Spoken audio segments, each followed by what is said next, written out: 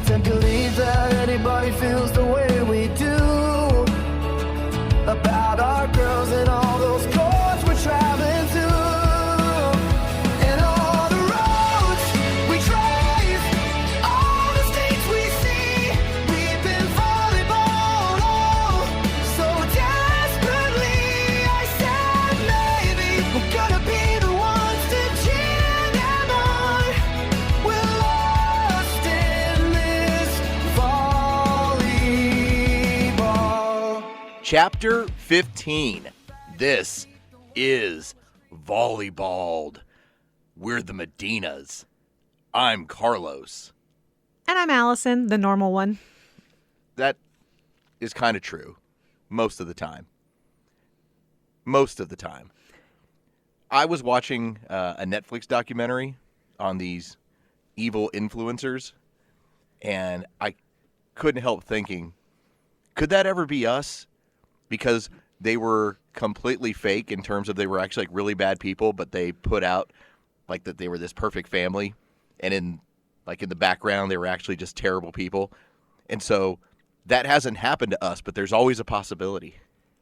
You all have to understand that my husband only watches documentaries on weird crimes and serial killers. And aliens. And aliens. There was a portion of our early marriage where I pretty much was waiting for him to wake up and stab me in the middle of the night because all he did was read serial killer trilogies and watch all the documentaries about all the most messed up people in the history of time. Don't forget my latest passion, though.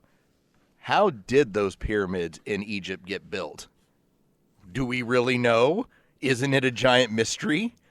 How do you take something that's 8,000 tons and get it up that high in the air? I love these questions. And if you're curious about this, feel free to take this in an offline conversation. Oh. I'm good. Okay. Well, we were going to cover today, and a lot of this is, I don't have a lot of areas where I would say I have expertise. I have a lot of experience in this. I was counting it up. I have now streamed or recorded over 200 matches in the past year and a half between our older daughter, our younger daughter, high school, feeder teams. Yeah, we did feeder. Everything that we have done, I've had the experience of trying to at least come up with best practices or good practices, and this always comes up in all the forums. And since we are going to be starting our season this weekend, we'll be in Alabama. The following week will be Little Big South for us, so we'll be streaming 2 different teams entirely and recording that. We decided to make this all about all the questions you wanted to ask about streaming and recording, but you were scared to. You were afraid to. You were intimidated to do so. And here's what happens, ladies. Your husband gets all gung-ho about being the go-to video dad guy on the team because he gets to bro out with his dad squad on the back of the court for the rest of the season. And True. that's their jam. That's what they do.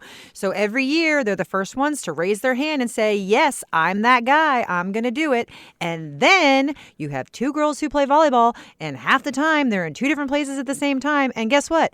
Now I'm a frickin' video mom, and I never signed up for this. That happened at our first tournament here in Atlanta to open up the year, our Winter Classic, and you had to handle the streaming for all the grandparents. And let's face it, a lot of times this is geared towards family members that can't be there, grandparents, or if you have, in a similar situation, one parent is somewhere else taking care of the kids and you're having to divide and conquer. Well, that's how we end up trying to make it to where we can still both watch both girls play. Okay, true story. And I can admit this because I am not an expert, as my husband claims to be. I said I'm experienced. I'm not an expert. So my first tournament, he sends me off alone to do this. And, he's given me some very basic instructions. I don't really know what I'm doing. I film, live stream the whole thing. I go back, no complaints. Everybody says it works great. Thanks, Allison. Thanks for stepping in. Thanks for, taking one for the team. Later that evening, I'm like, oh, I should go back and watch that one match. That was interesting. I want to see what we were doing with the subs there. And I'm like, oh, wow. I never noticed that our libero is left-handed. That's crazy. She serves left-handed. How did I not know it? This is our 3rd tournament. Have I never seen that before? Next girl goes back to serve. Our outside's left-handed too? What? that Carlos walks in, and I was like, did you know that we had 2 left-handed players on our team? And he's like, Yeah. She never flipped the camera. So every player was left-handed the entire day. As I'm watching this, now this was clear to me. I was not at that tournament. I was with the older daughter across town at another tournament. And as I'm watching my younger daughter's team play, every number on the jersey is reversed and everyone's left-handed. That's when I knew, oh, she never reversed the camera. But that was a rookie mistake. That was a one-time deal last year. This year so far, you've been much better. It's like I feel like I sent you off to college unprepared last year. Yeah, this you year, sent much me more off to ready. college without a backpack or a place to live. Pretty much. He also gave me his like shoddy tripod that's always like taped together with masking tape It's not because nice. he had the really nice like fancy one for the older girls, and so every time a ball even like breezed by it, the thing collapsed in half. So It was thanks. It was Thanks, training. hon. It was training for you. Yeah. All right, so let's start right here because one of the questions that always gets asked, and I'll take some of the discussion that we both kind of get thrown around on this stuff. One of the issues that goes on is people want to live stream. And a couple years ago, we got to do a Facebook group, and that's the way we did it. As technology has progressed, you can't really watch the Facebook group on your TV. And that is why we moved over to YouTube. Now, I know some people will point out like Sideline HD that you can live stream and you don't require 50 subscribers. YouTube does. And so there's a couple ways to go about that. First off, it's easy to set up a channel. You just need an email address. You set up a channel.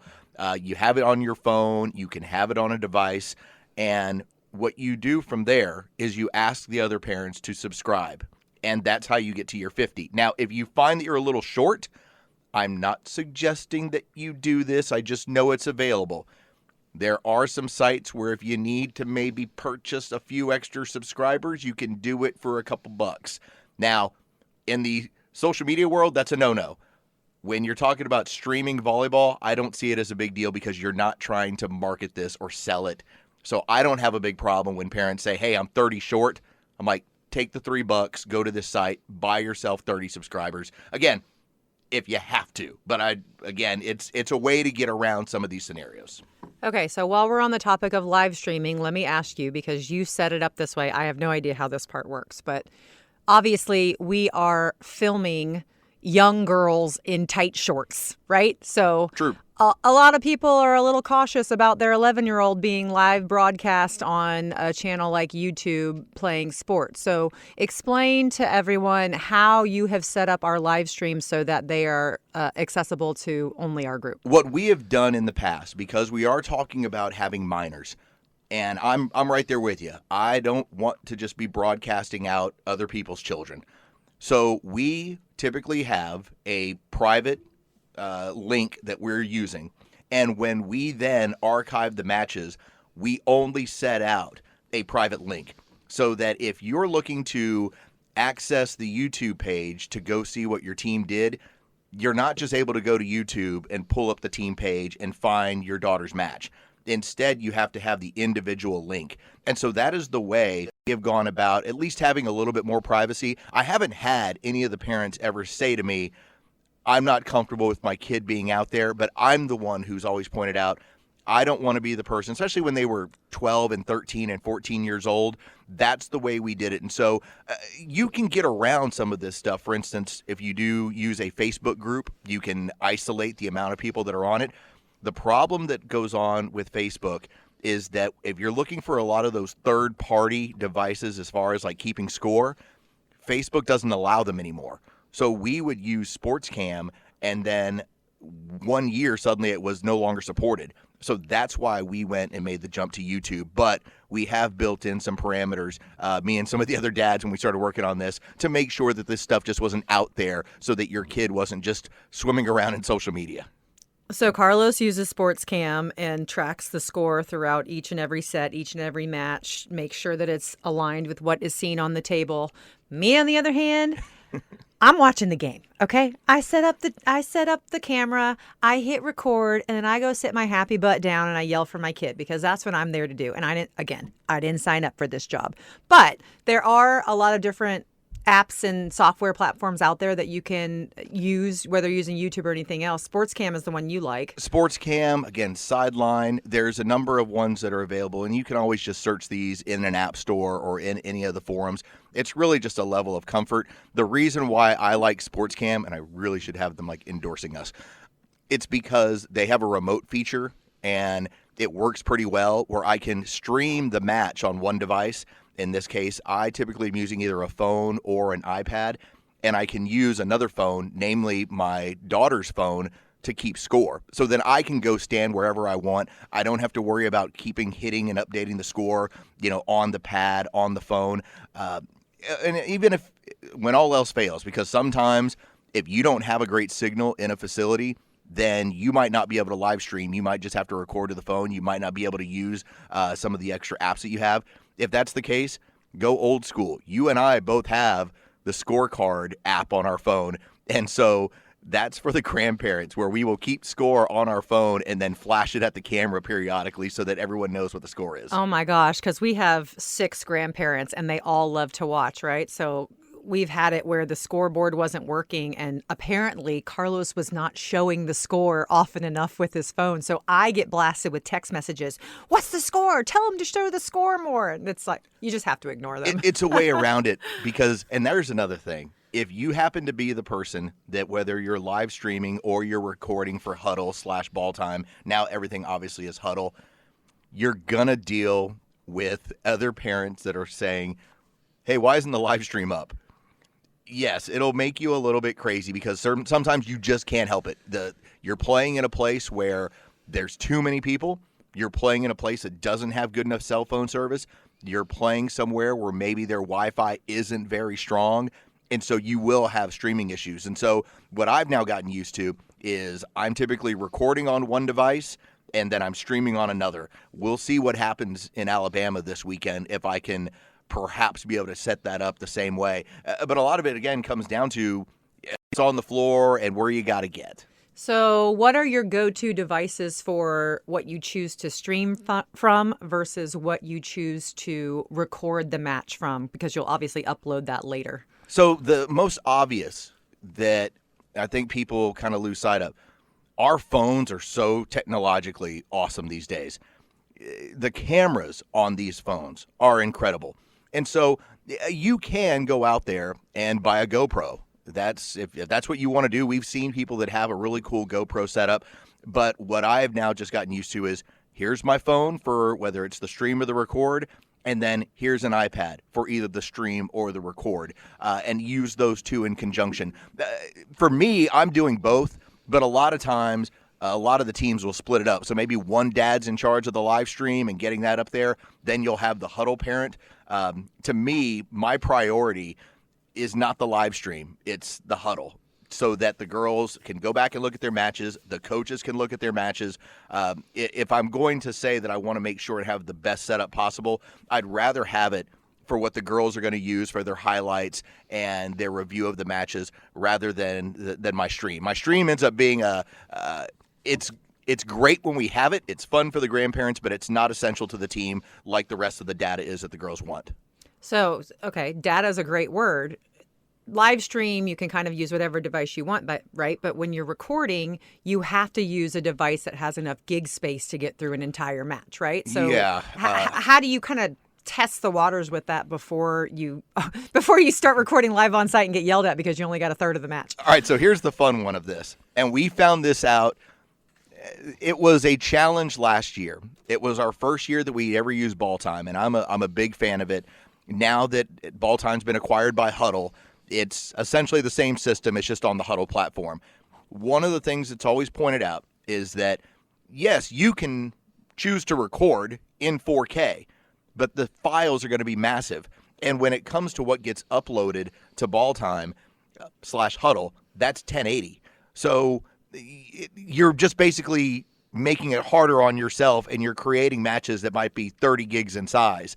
Whereas a match you record in 1080p, 30 frames, 60 frames, whatever you choose, is only going to be like a big match, 5 or 6 gigs. And so that's a lot easier. And a lot of the times we choose to go back to the hotel after a Saturday of matches, and I upload from there. If I had to do 3 matches that were all 30 gigs apiece, there is no chance I would have it done that evening. And so that's why when you start talking about what your recording looks like, yes, 4K will look amazing. It's really smooth. But by the time it uploads to these platforms, they're going to reduce it down to 1080p anyway. And keep in mind that you're doing that upload inside of a hotel, right? Yes. You're not using your crazy fast Wi-Fi at home. You're using whatever's available to you. If you can get home and do it, and you want to go through and make sure it's all in 4K, go for it. But oftentimes, it doesn't matter which hotel room we're in. If I'm getting a 10 meg upload speed, okay, I feel very fortunate. Now it's going to take me, you start doing the math on that. Here's a 5 gig file, and I'm uploading at 10 megs. It's going to take a while per each individual one of those matches. And so that's what I would suggest there as far as how you're recording the matches and then what you're uploading to these systems. All right, next question, and another one of my rookie mistakes that actually still happened at our first tournament in December, even though I know better. Battery life. Oh, yes. I mean, both live streaming and recording sucks the life out of your phone and your iPad. So how do you go about making sure your devices are charged throughout the day? Amazon.com is your friend for so many of these things. Whether it happens to be a tripod for your device, because you want it to be on a tripod. You don't want to be that parent that's just holding your device there the entire time. Yeah, don't do that. Don't do that. That's a rookie move. We're not rookies at this. You don't want to do it either. What you want to do is have that tripod, and you also, whether you're using it during the stream or after, you want to have one of the phone chargers. I believe the one that I use is called Anchor. I bought one for you as well that you got a chance to use the first match of the year. They're great. Really easy connection. Charges your phone within about 10 or 15 minutes. So if you want to connect your phone to it while you're streaming or recording, go for it. If you decide you've got a match break and you've got time and you don't want to have to keep track of how you string that thing up to your phone, then just do it in between matches. Either one is going to give you that life to where you'll be able to get, especially when you get to Sunday. We might have 4 matches, have a long day. You're going to have to charge up your stuff at least once. And that's where I messed up. We were playing Sunday, and we had to play 2 back-to-back matches. Both went 3 sets. I probably did have 10 minutes of warm-up time that I could have recharged it, but didn't even think about it. We were on the same court. I just kept, I turned it off, but I turned it back on, and I lost the match. So then I had to sit there like a bum and record it with my hand, or, with the battery pack in it while it was recording, and it was just, I was trying to watch that match, and it went dark, and I just assumed, all right, they're having a cell issue. There's a lot of people over at the Georgia World Congress Center, and then out of nowhere, the third set pops up. Like, what happened to the first and second set? And the girls are they're in a crazy match, and they battled. And obviously, when they got to 15, the match is over. I'm looking around, going like, what happened to the first 2 sets? It wasn't until I got in the car a couple hours later when I finally got a chance to talk to my wife, and she explained, "Yeah, it died." My bad, my bad, guys. But I got the third set. I got that done. Something else too, because we brought up tripod and how you go through that setup. I do have some big tripod envy when I see somebody who has something way up in the air. Typically, it's like a GoPro, and it's like 20 feet up. Okay, that's pretty cool. But what I have done is typically when it comes to ball time / huddle, it says you need to be at least 5 feet off the ground. And last year I recorded most things at like 6 or 7 feet, which was fine. It can go as high as 15 feet, and it still tracks all the data. So this year I've added a component where I can go to about 12 feet up in the air and then be able to look down on the court and still get the girls' information and still be able to track all their stats. But that's one of the important things when you start to get to these tournaments where it's a packed house and it's harder to get space in order to get your equipment set up, especially in some of these courts where both teams have to share one side. That's going to happen when we play this weekend in Alabama. There's a couple of the courts where you can't do both sides. That's where you're going to have to kind of find space. And so that's why I'm planning on getting that thing 12, 13 feet up in the air and making sure that I can look down and I'm not obstructing anybody else's view while I'm trying to get this match recorded. Public service announcement for any of you who are still listening who don't record these matches and don't think this is relevant to you. Don't sit by the camera if you're someone who likes to curse during a match. If you like to talk crap about the other parents or the players. Or the coach or the other team or don't sit the next club. to the camera. So we actually had a time where, and this was not Carlos's device, but one of our other dads was subbing in, and we didn't realize he had the auto captions turned on when he recorded. Yeah. So not only could you hear the rants coming from the parents in front of the camera and standing back there with Carlos, you saw him in print. They were actually writing out on the screen. Yeah. It was bad. It was real bad. It was really embarrassing. Again, you can't take it off after it's there. It wasn't me. Now, I will say, shout out to Andy Colombo. I hope at some point somebody gets this over to him. One of the greatest cam videos we've ever had was winning a match in Philadelphia to secure our nationals bid when our girls were all 13. And he turns around, looks dead in the camera, and just says, I live for this. This is what I live for. This is what I live for. Oh, I still have it on my phone. And I guess that's all from what, like Survivor or Yeah. This is what I live for. That's what he yelled at the camera, and the entire audience back home who was watching it got the biggest laugh out of it. They're blowing up our group me, and we're like, what are you talking about? I was putting it on memes and sending it out to the team of his face. This is what I live for. So that was really cool. But yeah, it's a very good point. If you happen to have you're a little bit loud or you're a little bit loose with the language, don't sit near the camera. It will get picked up. All right, so let's transition from the actual videoing itself to what you do with the video once you get home, because you are not only the video dad, but you are also the huddle dad on our team. So you are responsible for uploading the video, making sure it's properly tagged and all of that. So what are some of the parameters that Huddle gives that you should be thinking about while you're filming, and then also some tips on the upload itself? Well, the height is first and foremost. That's going to be the important deal. Because you can combine videos, whether it's in ball time or huddle, and let's say, for instance, if you had to, not that we really have to do this anymore, but remember when we used to have to switch sides on courts? That's when some parents would stop the record, and then later on they would put all the videos together. Those systems will now do it for you, but we don't have to worry about that anymore. But one of the biggest factors I would point out is that one of all of your videos set aside, you're going to go ahead and upload them to the system. Have a good boss. Like, I have a good boss, and what she does is whenever everything's uploaded to the system, she goes through, because Ball Time did it, I'm sure Huddle does it as well. It has trouble tracking some of the stats.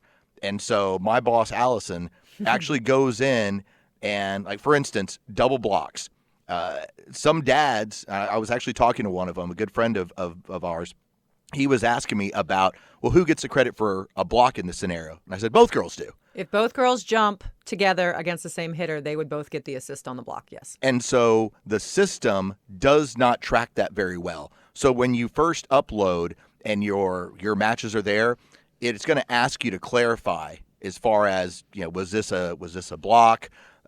Who was serving this ball? It'll ask you some questions, and you can go through that. But that's one of those where you assign those double blocks where, obviously, let's say your middle got it, but she went up next to the right side. Well, the right side gets one as well. So that's some of the stat cleaning that you have to do with these systems. Also, you've got a lot of experience when it comes to the passing system. Yeah, on serve receive, there's never downgrading a pass, but we found that if the setter jump sets, sometimes it thinks the setter's having to work too hard, and it makes it a one pass, and it was a beautiful, perfect 3, right? Or say, like, the serving rotation where the back row setter is hiding behind the serve receiver on the right and has to run up to the net to get to the pass. They'll call that a bad pass because they see the setter moving. They assume that the ball is not nearby. So again, we cleared this stuff with the coaches. I'm not like padding anybody's stats by any means. I'm just trying to make sure they're accurate. They get a lot of things wrong with setter dumps also. The AI is not reading correctly that a setter dump is actually an attack, right? So if they dump it and the ball is up, that's an attempt. If they dump it and it goes down and hits the ground, it's a kill. And I'd say about 50% of the time, the AI reads it correctly. The other half of the time, it'll just call it, a setting attempt. And if it goes over the net, it's more than an attempt. And that's what's important, and why, again, Allison played the game, why I depend on her to do that, because there are situations where I will say, well, because it's a system will ask, who made the error? and it might be kind of a freak play, and it's okay, who does that need to be assigned to? But beyond that, we were seeing our passing numbers that just didn't look right last year. And it wasn't until we went back and got a chance to see what the AI was doing that Allison figured it out. Hey, that's supposed to be a 3. That girl, for the weekend scored like a, .80 when really her numbers were probably double because she had a ton of 3s, but the AI wasn't scoring it correctly. And so that's what I would suggest. Once you've got the information, once you've got everything recorded, once you upload, if you're in charge of it, get it clean. Clean it up, whether it's a coach who will do it or if you have admin rights, it helps to go through that so that the parents then have accurate information, the coaches then have accurate information, and also, for those players that are looking to really be in the recruiting game, you can then send out additional data and feel like your information's much more accurate than what the AI probably gave you credit for initially. And another thing you're definitely going to have to shore up early, and this can be a real problem, is sometimes a player's family will inadvertently create 3 different huddle accounts using 3 different emails for the same player tagged to the same team. So AI is saying, okay, number 9 did this, and we don't know who. And so then you got to go in and tell them who is the actual number 9 that did this. That was our friend Camille last year, who had 3 different Camille accounts. And so every single time the AI would be like, this looks like Camille made it. Which Camille is this? And so every time I had to go back for, I think we ended up playing 81 matches last year.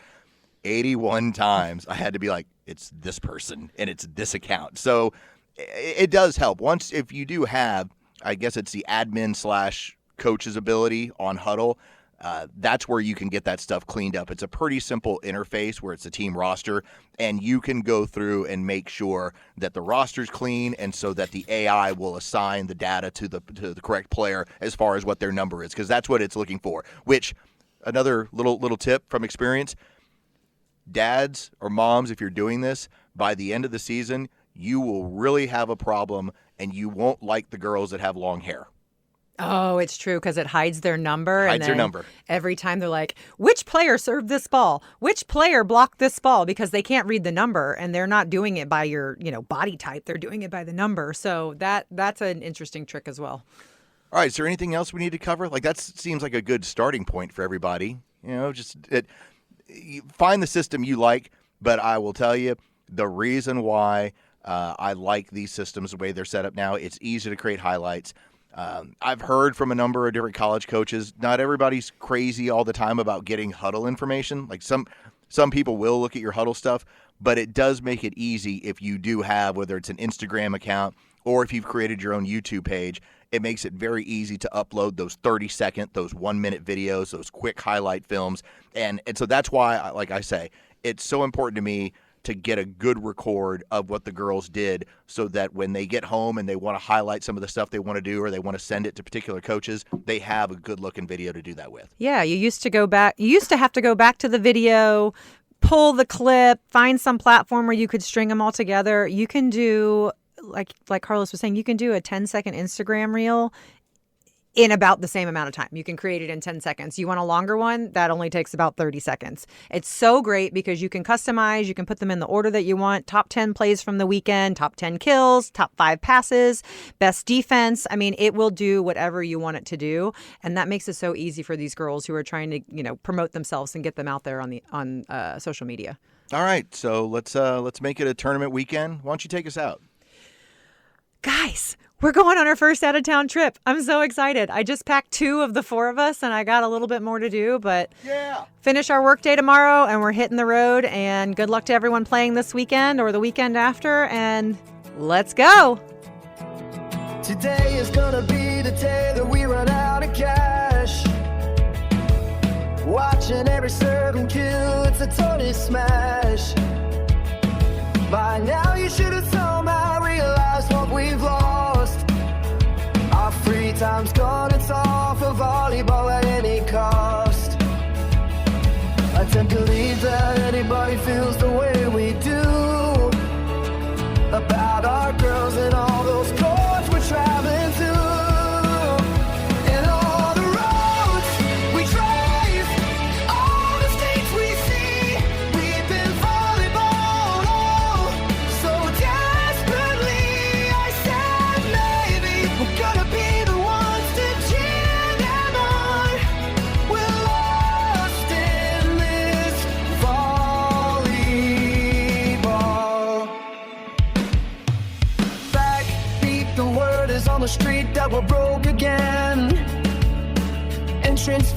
for tournaments our girls already in. I'm sure you've heard it all before, but we're at the bar, drinking through the overwhelm. No life beyond this far. Don't believe that anybody feels the way we do about the nets and all the chaos we're stuck into, and all the roads we drive, all the stakes you see. We've been volleyballed, oh, so desperately. I said maybe we're gonna be the ones to cheer them on. We're lost in this volleyball, and all the lights that lead us there are blinding. The hotel nights, the drinks, they keep us finding a way to cope with all this endless grind. Oh, we're trapped, no life outside. And all the roads we drive, all the things we see. We've been volleyballed, oh, so desperately. I said maybe we're gonna be the ones to cheer them on. We're lost in this volleyball. Today was gonna be the day, but we're still here. Volleyball, oh volleyball. I don't believe that anybody